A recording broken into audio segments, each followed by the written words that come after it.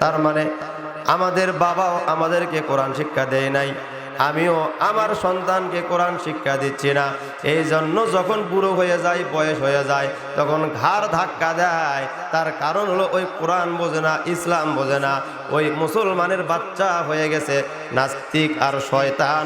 কথা বলেন ঠিক কিনা? ও মুসলমান ভাইরা, শুধু দুনিয়ার বুকে লাঞ্ছিত হচ্ছিস এতটুকুই নয়, আল্লাহ রাব্বুল আলামিন কুরআনুল কারীমে সূরা হামিম সাজদায় আল্লাহ পাক রব্বুল আলামিন বলেন, ওয়াকালাল্লাযীনা কাফারু রব্বানা আরিনাল্লাযীনি আযাল্লানা মিনাল জিন্নি ওয়াল ইনসি নাজআলহুমা তাহতা আকদামিনা লিয়াকুনা মিনাল আসফালিন।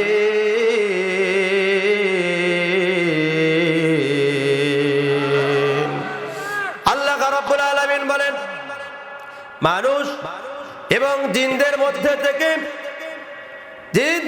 থেকে অধিকাংশ মানুষ এবং জিন তারা হলো জাহান্নামী।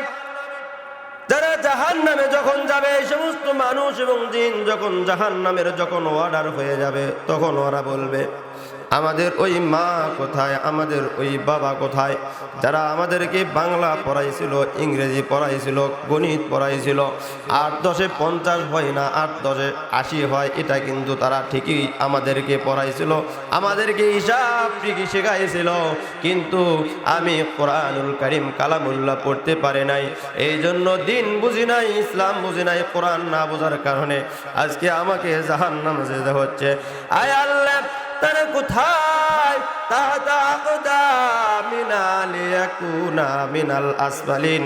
আজকে যেহেতু আমাদেরকে জাহান্নামে যেতেই হচ্ছে, ওদেরকে লাথি দিয়ে, মা বাবাকে লাথি দিয়ে তাদেরকে সহ জাহান্নামে যেতে চাই। বলেন নাউযুবিল্লাহ।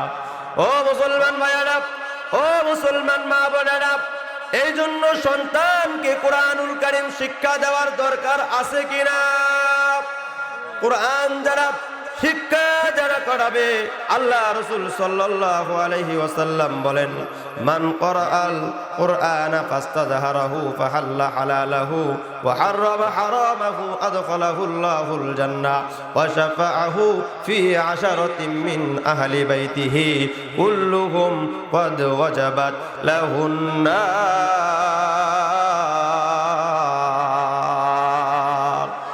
তাহলে কোরআনুল কারীম শিক্ষা না দেওয়ার কারণে সন্তান মা বাবাকে লাথি মেরে কোথায় নিয়ে যাবে? জাহান্নামে।